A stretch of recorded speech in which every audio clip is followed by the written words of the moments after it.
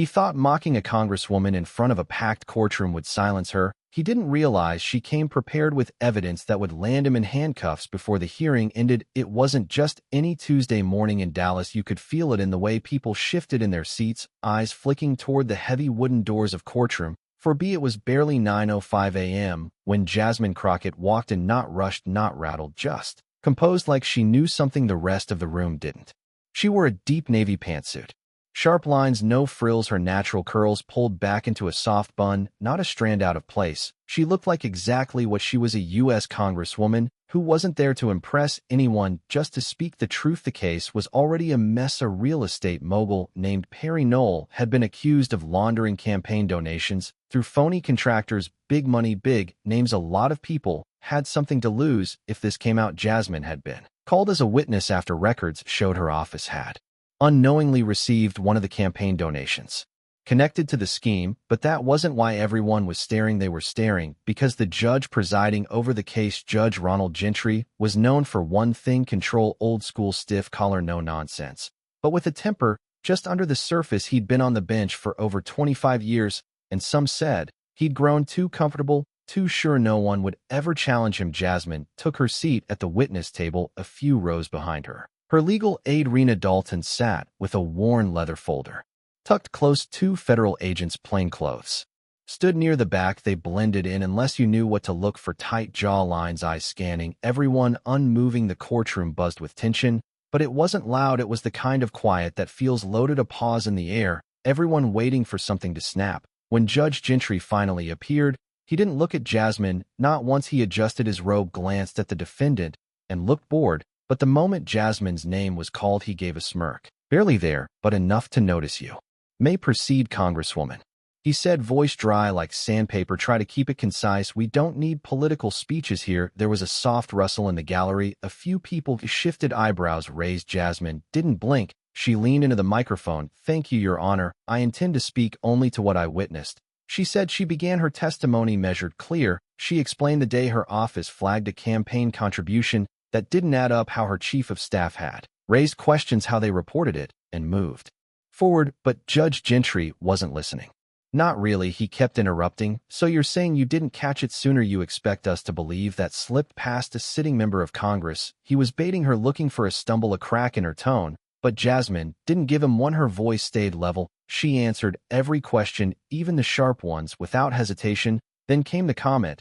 And tell me, Miss Crockett, the judge said, dragging out the miss like an insult, did your staff miss it because they were too busy picking out your wardrobe for the press briefings? For a second, it went completely silent. Even the court reporter looked up. Jasmine stared at him. One beat, two. I'm not sure if that's a question, Your Honor, she replied, but I'd be happy to answer when you ask something relevant. A couple muffled chuckles echoed from the back. The judge's mouth tightened, but he moved on. Still, the damage was done. The line had been crossed. Something had shifted in the room. Jasmine glanced back toward Rena. No nods, no gestures, just the folder now sitting on the bench beside her. But Jasmine didn't react the way people expected her to.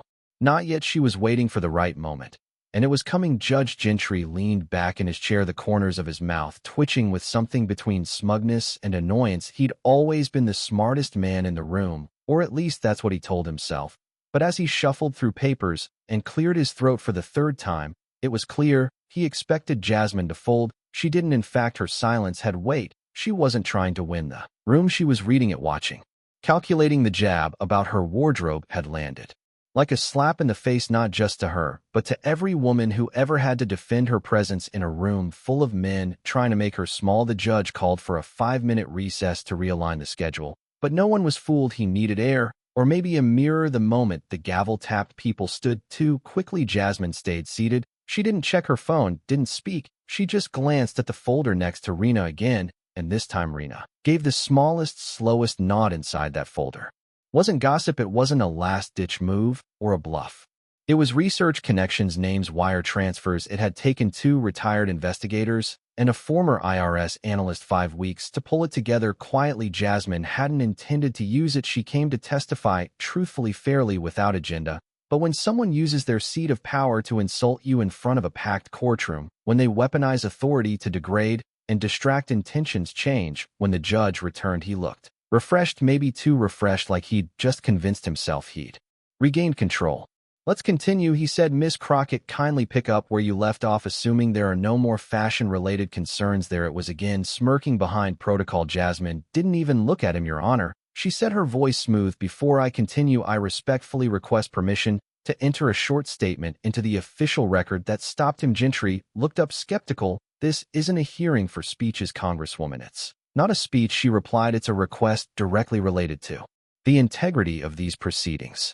The prosecutor raised an eyebrow. So did the defense attorney. The room shifted again, still like a held breath. Judge Gentry hesitated. Go ahead, he muttered. Rena stood up and walked toward the witness stand holding the folder. She didn't say a word as she handed it to Jasmine, but the way she moved, measured, purposeful, made every eye follow her. Jasmine opened the folder slowly, as if every page inside mattered. She placed it on the table, kept one hand on top of it, and looked at the judge. Before I continue, I want to clarify something, she said, loud enough for the courtroom to hear clearly. The defendant in this case, Mr. Knoll, made a number of questionable contributions and received protections from people in powerful positions. That's what this trial is about. But what hasn't been addressed are the relationships behind those protections. The judge's expression changed, not dramatically, just enough that is left. I twitched. Congresswoman, be very careful with what you are implying. I'm not implying anything, she said calmly. I'm reading directly from verified documents.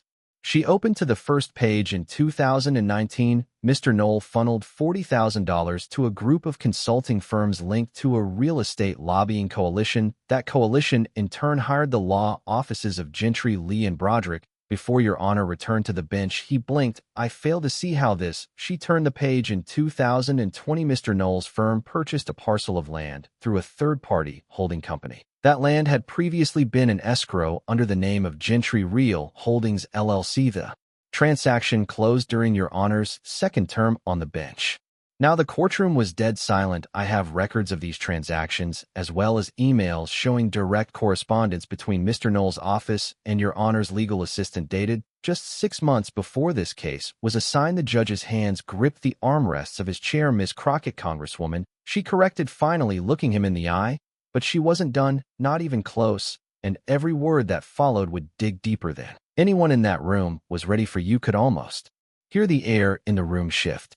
Not a cough, not a shuffle, not even the creak of a bench, just stillness, as if everyone was afraid that the smallest movement would shatter the moment. Judge Gentry sat motionless, his jaw clenched so tightly it looked like he was biting through his own tongue. Across the room, the bailiff subtly adjusted his stance, eyes darting between the judge and Jasmine, like he wasn't sure who needed protection. Jasmine didn't raise her voice. She didn't need to. Her calm made the words hit harder. The folder sat open in front of her, pages marked with color-coded tabs. No theatrics, no outbursts, just facts stacked, sorted, documented. I'd like to continue reading into the record, she said, looking back down. Judge Gentry didn't respond. Your Honor, she repeated. His voice was barely audible. Proceed. She flipped to the next page and read from a notarized affidavit. This is a sworn statement from accountant Beverly Arnett, who was contracted by one of Mr. K.N. All's companies. She confirms that she was ordered to disguise recurring payments made to a personal consulting firm registered under the name G.R. Holdings. She paused and looked up. Those are your initials, are they not? Your Honor. Gentry didn't answer. His gaze was locked on some invisible point in the distance. His right hand moved to his collar, tugging slightly. From the back of the room, one of the plainclothes agents took a step forward, small, almost unnoticeable, but Jasmine saw it. So did Rena. Neither said a word. The judge tried to regain control. These are serious accusations being made in the middle of a federal trial, he said, his voice sharper, now louder. Without any prior motion or basis, they are not accusations, they are records, receipts, bank statements, timelines. Jasmine said, if you'd like to strike them from the record, you'll have to explain why. He shifted in his seat. For the first time in his career, Gentry looked like a man who didn't know which words to reach for. The prosecutor stood up slowly. Your Honor, he said cautiously, I request a short recess to review these documents. No, Jasmine said, turning her attention to him. I believe the room deserves the full picture now, especially since this judge has been actively interrupting and insulting me since I took the stand. Objection. The defense attorney tried, but no one backed him, not even the judge. Jasmine continued, in this folder are 14 documented instances of financial interactions between the defendant and entities directly or indirectly tied to the Honorable Ronald Gentry. She said 3 of them involve gifts or unreported financial Benefits within the last 5 years. She placed her hand on the last page then. Look back up, Your Honor. Do you have any financial interest in the outcome of this trial? Gentry opened his mouth, but nothing came out, not a denial, not an excuse, just a pause too long to be honest. From the back, another agent moved forward, this time, walking halfway down the aisle, before stopping behind the last row. Now people were shifting slowly, carefully. Phones appeared in hands. A couple of reporters began scribbling in notebooks. The defense attorney leaned over to whisper something into the judge's ear, but Gentry waved him off. I have no. He began, but Jasmine raised a hand. Before you answer, Your Honor, I'd like to formally submit these materials for review by the U.S. Attorney's Office, copies of which were delivered to them this morning. That landed like a hammer. The second plainclothes agent, taller, broader, joined the first, now both standing near the center aisle. The judge stared at them for a long second, then looked back at Jasmine. His face was a war zone: confusion, anger, fear, and something else, realization. She closed the folder slowly. This is not about revenge, she said. It's about accountability, even when it sits in the highest seat in the room. But what happened next didn't come from Jasmine, and that's what made it even more shocking. The judge's lips parted like he was about to speak, but the words never came. You could almost see the weight of every name, every figure, every time stamp pressing down on him. Sweat had started to form along his hairline, betraying the cool front. He'd tried to keep up. Jasmine didn't move. She didn't gloat. She just watched. Still as ever, the prosecutor cleared his throat. Your Honor, if the Congresswoman's statement is accurate, this presents a serious conflict of interest. At the very least, I believe it warrants a formal recusal. Judge Gentry's eyes darted from the prosecutor to the defense table. The defendant, Perry Knoll, sat stiff in his seat, jaw clamped tight. He'd gone pale. Suddenly, his high-priced legal team was no longer whispering. They were motioning frantically to each other, flipping through their own paperwork, faces drawn tight. I am the presiding judge in this courtroom, Gentry snapped. But even his voice cracked on the last word. Yes, Jasmine replied quietly, and that's exactly why this has to happen the right way. She reached into the folder again and lifted out a small bundle of printed emails stapled together. These are communications between the defendant's assistant and a law clerk assigned to your office, dated 3 weeks before the trial began. They discuss scheduling delays, procedural advantages, and this is key, the desire to avoid having certain witnesses, myself included, appear early in the trial. She paused to let the implication settle, meaning, she continued, there was prior coordination between your office and the defendant's team about how this trial should play out. The defense team erupted. This is absurd, the lead attorney barked, completely fabricated. But Jasmine cut in, calm as ever. If you believe the emails are fabricated, I encourage your team to request a digital forensics audit. These documents were retrieved through a lawful subpoena and confirmed by 2 independent analysts that shut him up by now. The room had fully shifted. It wasn't a courtroom anymore. It was a moment, a reckoning. From the gallery, phones were up. Reporters texted furiously. One older man in the third row whispered, "Is this really happening?" Judge Gentry adjusted his robe, then removed his glasses slowly and set them on the bench like he needed a break from seeing. I need to speak with counsel, he muttered. With all due respect, Jasmine replied, you don't get to make procedural calls while under investigation. Her words were pointed, but not emotional.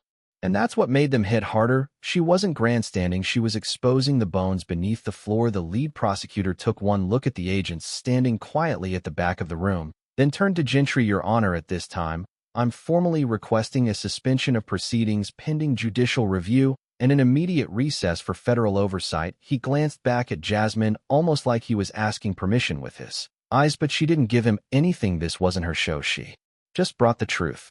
What they did with it was now up to them. Gentry stared down at the folder still lying on the table. You think you can walk in here and dismantle a 25-year career with a few printed pages? He said, his voice low. No, Jasmine replied, your actions did that. I just brought the receipts. It was the kind of line people would quote later on Twitter in news segments on talk shows. But Jasmine hadn't rehearsed it. She wasn't trying to go viral. She was trying to set a line in stone. The judge slowly stood up, gripping the edge of the bench, as if it was the only thing keeping him steady. Court is in recess, he said, and began gathering his papers with trembling hands. But before he could take a step off the platform, the shorter of the 2 agents walked forward, flashing his badge. Judge Gentry, he said, we need to speak with you immediately. Please step away from the bench. But what happened in the next 60 seconds would leave even seasoned legal veterans speechless, and there was no coming back from it. Judge Gentry stood frozen. The courtroom, once buzzing with formality and routine, had slipped into something else entirely. No gabbles, no posturing, just a federal agent standing 5 feet from the bench with a badge in one hand and authority in the other. "You're going to do this here, Gentry?"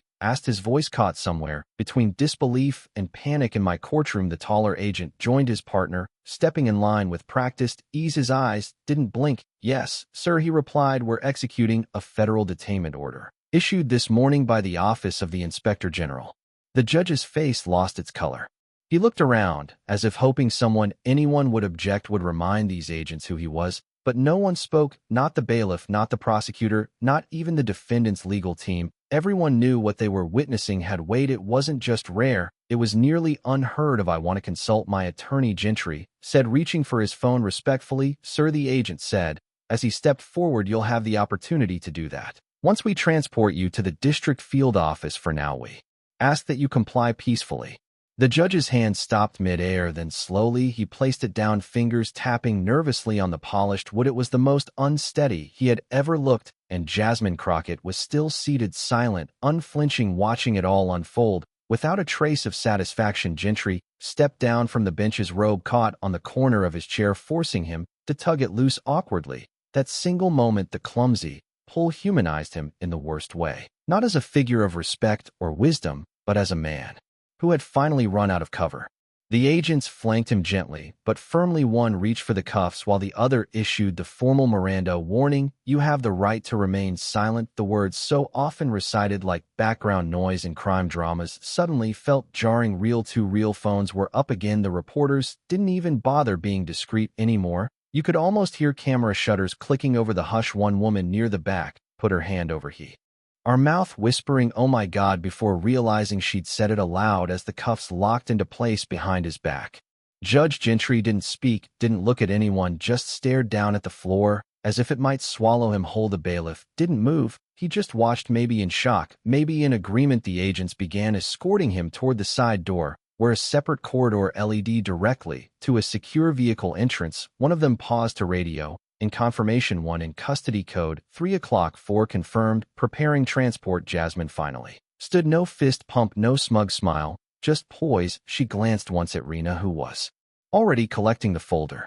Then she turned to the prosecutor. "I hope the case can proceed fairly now." The prosecutor, still visibly stunned, nodded. "Congresswoman, I had no idea." "I know," she said quietly. Perry Knoll looked over his shoulder at the chaos unfolding and muttered something to his attorney. Whatever confidence he'd walked in with that morning had cracked. The damage was done, not just to Gentry, but to every advantage no thought he had secured behind closed doors. One of the federal agents held the door open as Gentry passed through. As it shut behind him, the sound echoed sharp, final, like the punctuation at the end of a very long sentence. But outside those courtroom walls, the real storm was just beginning, and Jasmine had no idea how far this would ripple outside the courthouse. The day had rolled on like any other, sunlight on concrete, traffic humming past, people in suits with coffee cups in one hand and phones in the other. But that quiet broke the moment the courthouse door swung open. Federal agents moved with purpose. The crowd outside, mostly reporters and a few curious onlookers,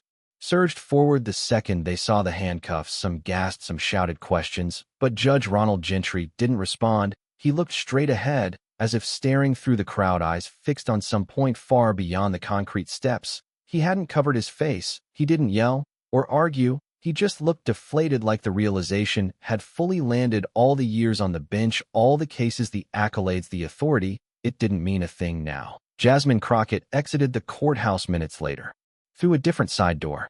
No escort, no entourage, just Rena beside her, holding the now empty folder. They didn't speak, they didn't need to. A swarm of reporters turned when they spotted her rushing toward the street to meet her. Microphones, cameras, rapid-fire questions. "Congresswoman, was this planned in advance? Did you intend to expose the judge today? Do you think this affects the credibility of the justice system?" She paused on the curb, then turned slowly. "I was called to testify," she said calmly. "I did just that. What happened after is a result of choices made long before I walked into that room. But were you expecting federal agents?" "I was expecting to be interrupted. I was expecting to be dismissed. I was not expecting accountability, but I welcome it." With that, she crossed the street, her steps measured, almost slow. The flashing cameras didn't seem to faze her. It was like she'd trained herself long ago not to blink. When the lights came on inside the courthouse, staff members exchanged stunned Glances, some whispered, others didn't say a word in a small office on the second floor. A law clerk stared down at a printed email thread with her name on it. She swallowed hard. In the basement, holding area Judge Gentry sat on a bench cuffed to the wall, the same bench that once held defendants he'd sentenced. He stared at the opposite wall, jaw clenched, a slow breath escaping his nose. The arrest was already everywhere. Local news stations were breaking the story, live headlines flashing on phones across Dallas. Federal judge detained during trial. Congresswoman Crockett at center of shocking turn back in the courtroom. Harry Knowles' team was frantically filing motions to pause the trial, citing judicial compromise and potential mistrial. The prosecutor looked exhausted, hunched over a desk, reviewing every line of evidence with new eyes. And Jasmine, she was gone before noon. She didn't stick around for interviews or panels. She didn't call in favors or post a statement online. She and Rena rode quietly in the back of a black SUV headed to a nearby meeting with a local housing board. She's going to spin this, Rena said, finally breaking the silence. No, Jasmine replied, she's going to ignore it. Rena glanced over. You sure? Completely. People like him, they count on things staying buried. What they never count on is someone willing to hold the shovel. They didn't say much else for the rest of the ride. As the courthouse emptied and the agents finalized paperwork inside the field office, one truth remained: justice wasn't loud, it wasn't dramatic, it didn't arrive with fanfare. It looked like a woman calmly reading from a folder no one wanted opened. But while the judge had been removed, the case wasn't over, and Jasmine knew this wouldn't be the last time someone tried to silence the truth. The footage spread faster than anyone expected. Within hours, clips of Judge Gentry being LED out in cuffs had gone viral, airing on cable news, circulating across social media, replayed in slow motion with commentary on every major channel. But the moment people kept replaying the most wasn't the arrest, it was Jasmine Crockett, seated calmly at the witness table, asking the judge, "Do you have any financial interest in the outcome of this trial?" Her tone, her poise, her refusal to play into the judge's game, it all struck a chord. By the end of the day, hashtags were trending. Chai Chuck Crockett held the line. Howard judicial accountability. Howard receipts. Don't lie. Back in Washington, some of her colleagues were already issuing statements, some supportive, some cautious. A few chose silence, trying to gauge which way public sentiment would fall. But Jasmine didn't respond to any of it. She wasn't on Twitter that evening. She wasn't watching TV interviews. She was on her back porch in Oak Cliff, shoes off, sipping lemon tea with her father, Reggie. He'd flown in after catching the news on television. "You held yourself like your mama used to in those meetings," he said, voice rough with pride. "Didn't let that man rattle you one bit." Jasmine smiled softly. "She always told me silence could be louder than shouting." Reggie nodded. "Well, today, you didn't just speak, you said something." The courtroom will never forget it. They sat in silence for a while, the hum of cicadas filling the evening air. The folder, now a symbol of the moment, rested on the small patio table between them. Its tabs were bent, pages worn from use. Jasmine looked down at it for a second. "It shouldn't have taken this much," she said quietly. "People had those documents for months. Someone should have spoken up long before I had to." Reggie didn't disagree. He just took another sip of tea and said, "That's how power works, baby. It makes people nervous, makes them wait for someone else to go first, and maybe that's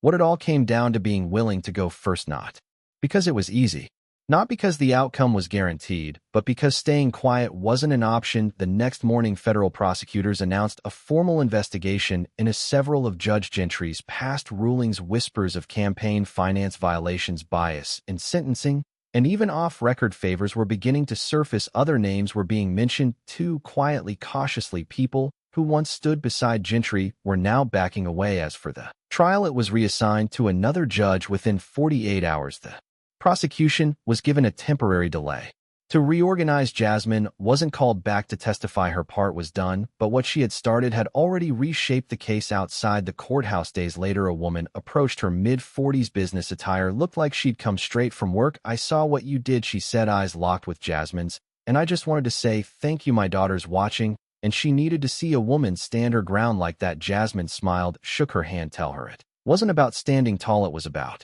standing still when the ground shook." The woman nodded, eyes misty, then walked off. Jasmine turned to Rena, who had watched the entire exchange from a few feet away. "She's right," Rena said. "That courtroom wasn't just about Noel or Gentry. It was about all of us who've been dismissed, interrupted, doubted." Jasmine looked up at the courthouse. It wasn't big, wasn't grand, just a building of stone and glass like thousands of others across the country. And yet something had changed there. This story won't end up in a textbook. It might not even make it past the next news cycle, but the people who watched it unfold, they'll remember, and maybe next time someone else will be holding the folder, someone younger, someone braver, someone who now knows they don't have to wait for permission to speak truth. Because silence protects power, but truth spoken clearly, calmly, and without apology can shake the walls it hides behind. If this story moved you, share it, speak up, stay sharp.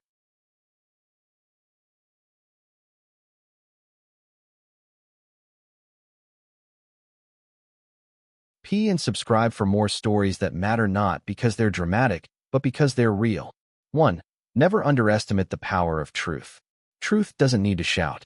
When it's presented clearly, backed by evidence, and spoken without fear, it can shake even the most unshakable foundations. 2. Staying calm is a form of strength. Jasmine Crockett didn't yell, didn't retaliate, didn't break composure. She stood firm and spoke the truth with clarity. That calm made her words hit harder than any gavel. 3. Be willing to go first, even if you have to go alone. No one stepped forward before her, but she did. Not because she was guaranteed to win, but because staying silent was no longer an option.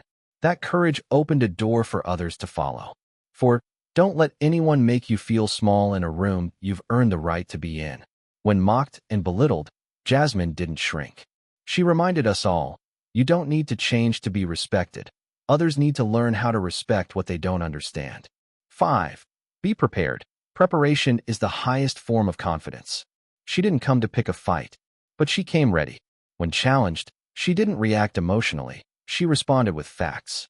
6. Change doesn't happen by waiting for others to do the right thing. The world doesn't shift when we wait for the responsible ones to act. It shifts when ordinary people choose to do extraordinary things, like speak up, stand firm, and refuse to stay silent. Glowing star, and if you're wondering whether your voice matters, remember this. Not everyone will listen, but when you speak the truth, someone will look up, and they might just be the one holding the next folder. Truth doesn't need to be loud. It just needs someone brave enough to say it. If this story meant something to you, share it. Not to spread drama, but to spread courage.